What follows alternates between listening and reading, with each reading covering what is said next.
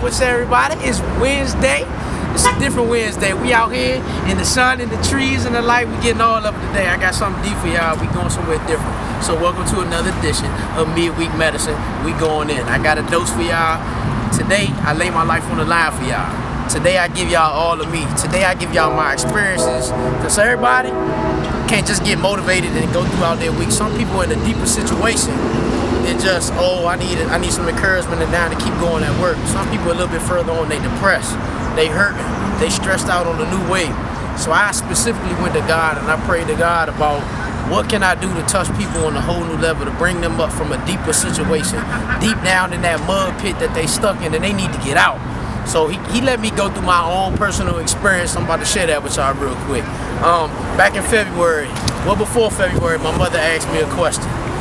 How do I feel about her letting my ex-wife move in with her as a roommate?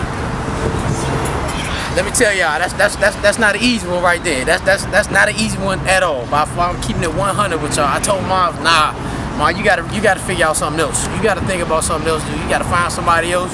You need to put an ad in the paper or something. That's not gonna work. Well, a couple weeks later, February, Mother sent me a message at 4 in the morning letting me know that she gotta do what she gotta do. She need a roommate. That's her only option. My ex-wife will be moving in with her come March as a roommate. I'm sick to my stomach. It's 4 in the morning. This is how I start my day, people. I'm not trying to deal with that. Immediately, I'm pissed off. I'm angry. I'm frustrated. I'm like, I can't believe, Mom, you asked me a question, and now, in spite of all, you completely going against how I felt about it. But you know, in life, sometimes things are going to happen that you don't have no control over. Then people will do things to you. You're going to do things to people. Situations are going to happen. And people don't intentionally, sometimes people don't intentionally mean to hurt you, but what they have to do for themselves will hurt you because of the way that you're involved with that individual. And this is my mother. This is my best friend. I go over there every day. My kids go to her daycare. Y'all got to understand what I'm saying. And me and my ex-wife, we not the best of friends, all right? I don't even know what to say that we okay for real. We good. It's I don't know. I can't tell y'all that, but it's not a good situation. I got my wife. I got my boys. I'm not happy with it at all, right? At all. Talk with my mother about it. She telling me why she doing it, and I understand she got money issues, and I get that. And not only do I get that, but I also know God was speaking to me right away, letting me know that God got this situation in control. You just gotta ride it out. And sometimes, what God doing, it's gonna hurt. It ain't gonna feel good, but it's all on how you see it. You can't look at it like the questions that people always ask is, why God, why me, or how could you let this happen to me? Instead of asking the main question is, what can I get from this? What can I learn from this? So yes, I was pissed off. I was angry. I was I was enraged, but I knew something was going to happen, and at the end of it, I was going to be a better person for it. Time going on. The next morning after this message, I'm really feeling it now. I wake up completely pissed off. I'm mad at my mother. I'm pissed off at the ex-wife. I want to cuss her out. I'm not lying to you. I want to call her, cuss her out. I can't cuss moms out, so I'm cussing her out silently. I'm heated. I'm mad. I call my wife at 6 in the morning while I work. I'm enraged. I want to fight. I want to do everything. I want to tear stuff up. Everything. Because it's a situation you can't control. There's nothing you can do about it. All you can do is go with it. But it affects me because y'all gotta understand, my first thought is my kids go to my mother's daycare. I'm gonna have to take my kids out of there. I don't want my kids around my ex-wife. Y'all know how kids are. My godson go there, which so happen to be her godson. If he called her godmommy and my son start picking up on that, that's a no-no. These are all the type of things that's going in my mind. I would not have my kids calling her godmommy or auntie or anything like that. That's the type of stuff I was dealing with. Not to mention, that's my mother's house. If she living there, I'm gonna feel like it's her house. I don't want to go over there. I don't go visit my ex-wife. I don't sit down and talk to her. When I pick my daughter up, it's send her out. That's it. That's what we do. I'm not having no long conversations or anything like that with her. So y'all gotta understand where I'm coming from. Y'all gotta understand the anger and the hurt that I'm feeling right now. Y'all gotta understand the rage that I'm feeling. Like, this my mother, this my best friend, this my ride or die. She taught me so much. I can do what I'm doing right now for y'all because of what she's instilled in me. So to feel like, you know, I'm losing a part of that, it's a terrible feeling. So, you know, I start kind of dealing with it a little bit, and a little bit is I understand that God got his hand in it, it make it a little bit easier, but we still human, so it ain't gonna make it all the way easy. It's still, hey, this is why I say the motivated need motivating. I was calling any and everybody about this one, but nobody got an answer for this. But I did know one thing, that I had to stay faithful and let God do what he's doing, and just trust that God was gonna give me the answers, because ain't nobody had no answers for this. I only thought stuff like this was written for TV. Y'all don't get it, but it wasn't. This is real life. This is really happening. My ex-wife is moving in with my mother, and I'm not cool with my ex-wife. So y'all gotta understand. See, you got me, right? And you understand. See, I'm trying to tell you, it's real out here. This is serious. So, just 2 weeks ago, the ex-wife has moved in. Mother called me to cut her grass. I'm like, yeah, Ma, I can cut your grass. The next day on the way to driving to the house, I'm feeling some kind of way. The closer I get to the house, the more upset I'm getting, right? I'm feeling like, nah, I can't do this, because if I'm cutting, I'm not just cutting your grass no more, I'm cutting her grass too. And then I wouldn't do that. I wouldn't cut her grass. She couldn't call me and say, hey, could you come cut my grass? I'm not gonna do that. Some people might do that for their ex, but I'm not doing that. I'm not that guy. I'm not gonna lie to y'all.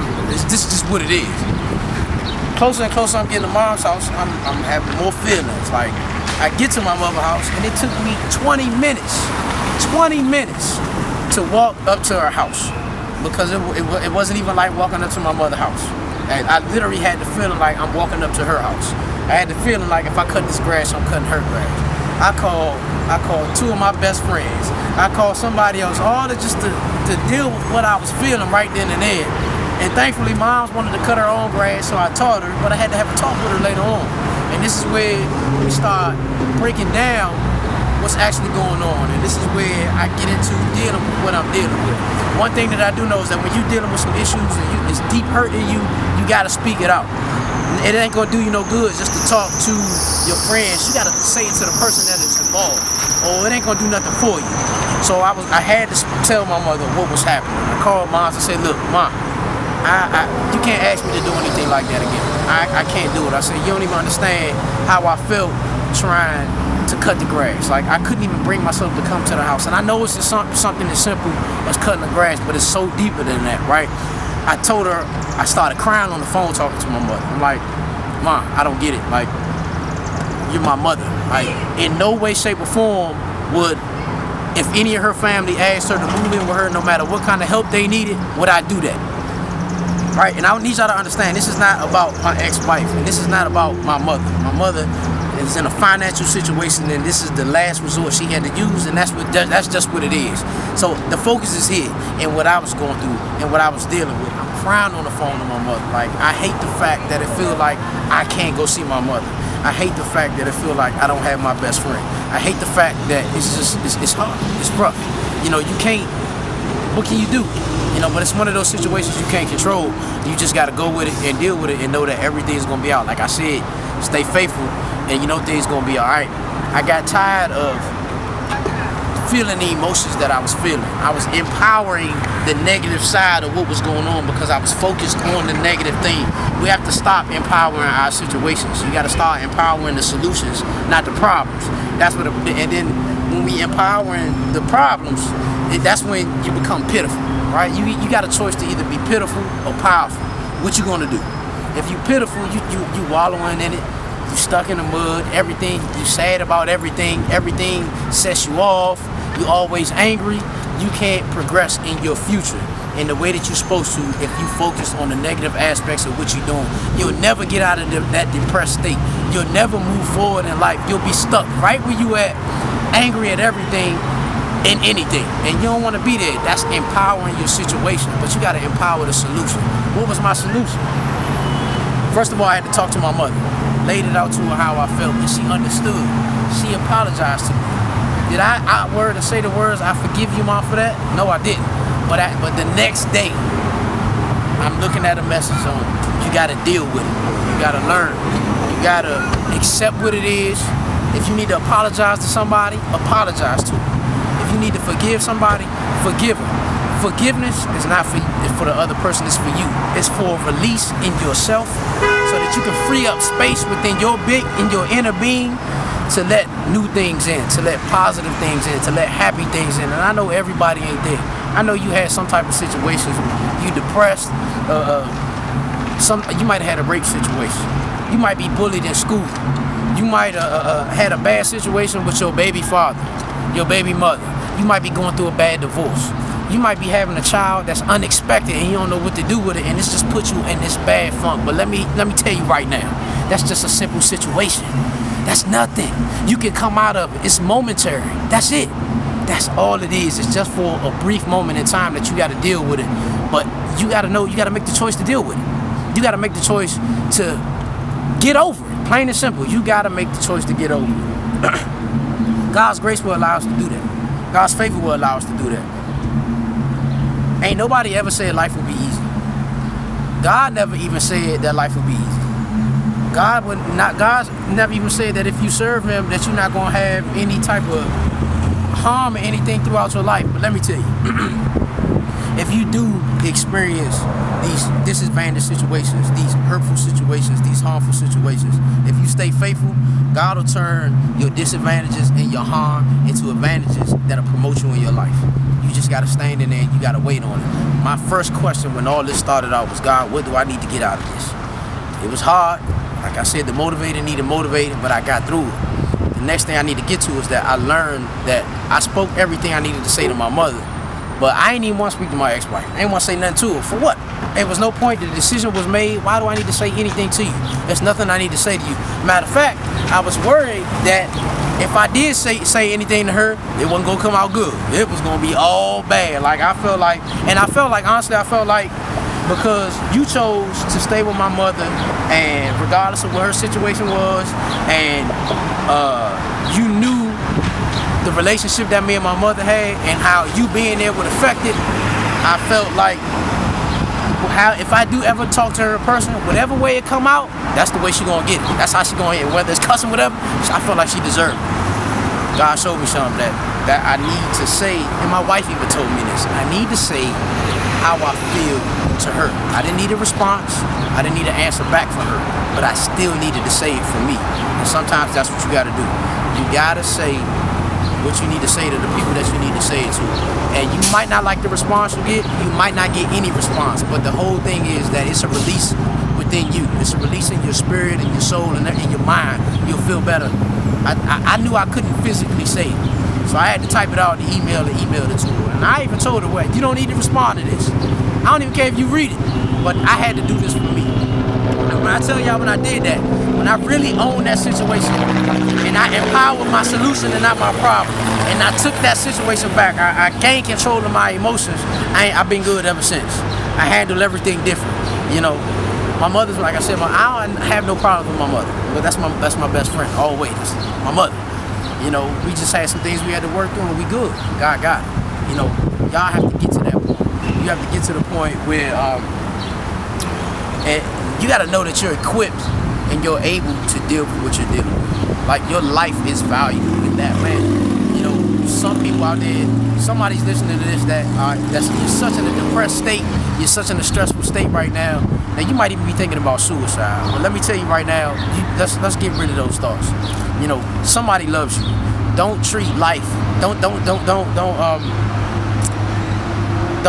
losing my words here. Don't give up what you need to add value to in this lifetime. You know, it's a wife that needs you. It's somebody that you're supposed to marry that needs you. It's childs that are supposed to be had through you that's gonna bless this world. And if you take yourself out of this world because of what you're going through, you cheating life, you cheating yourself, you cheating people that have anything to deal with you. Don't do that. Be a blessing to this life. We all have gifts to give. That whether, no matter how small or big, we all have something to give. And it's up to you to do that. So pick yourself up right now. It's not the end of the world of what you're going through. Like, find the positives in life. Don't focus on your, don't empower your problems. Don't focus on the negatives of how can you get out of this? Why is this happening to me? Why did he do this? Why did she do that? Why, why did they treat me like that? Why did I not get that job promotion? Why are my kids this way? Don't focus on those things. You gotta focus on the solution of what's going on and know that at the end of this, on the other side of this, it's gonna be a better you. You're gonna stand up even taller. I went through hell. That was a hellish situation for me. Some of y'all might not think that, but that was for me. And I learned through it, I grew through it. I didn't let it hold me down. I didn't let it beat me down. So right now, right today, you might be in the mud. You in it deep and you can't get out. And if you know anything about mud and quicksand, the more you move, the harder it is to get out of it. Well, right now, I'm that vine that's hanging off the tree that you need, just that extra pull to get you out. Look at me.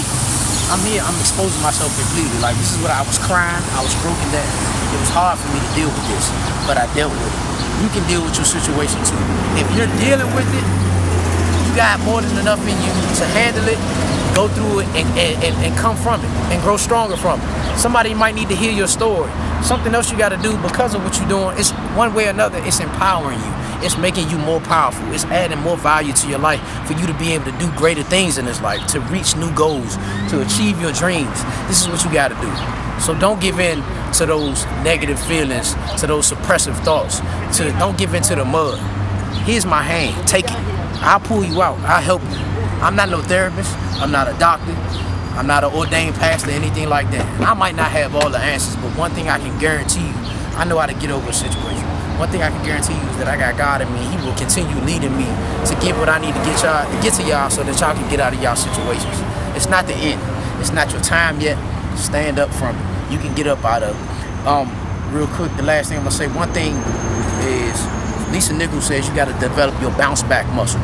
Your bounce back muscle, that's your ability to endure, to get up from whatever you're dealing with. Now, just like working out, you train and condition yourself so that you can take yourself further and push yourself harder. That's the same thing with this bounce back muscle. Your spirit, your soul. Anytime you come a situation happens to you, you have to be able to pick yourself up faster the next time something happens to you. Because the more time that you spend focusing on the negative, you're wasting time to add value to your life. You're wasting time to find out what you're here for, to developing your purpose, to chase your dreams. So let's stop focusing on the negative. When you're working out your muscles, you're ripping them up, you're shredding them. But in that recovery mode, your muscles are being rebuilt and they're becoming stronger so you can handle the next level. That's what y'all need to do. Alright, so like I said, today, I'm here for y'all. I'm standing in the gap for y'all. Let's do this, alright? Pick yourself up. I'm here to help you pick yourself up. That being said, thanks for listening in. It's another edition of Midweek Medicine. See y'all later.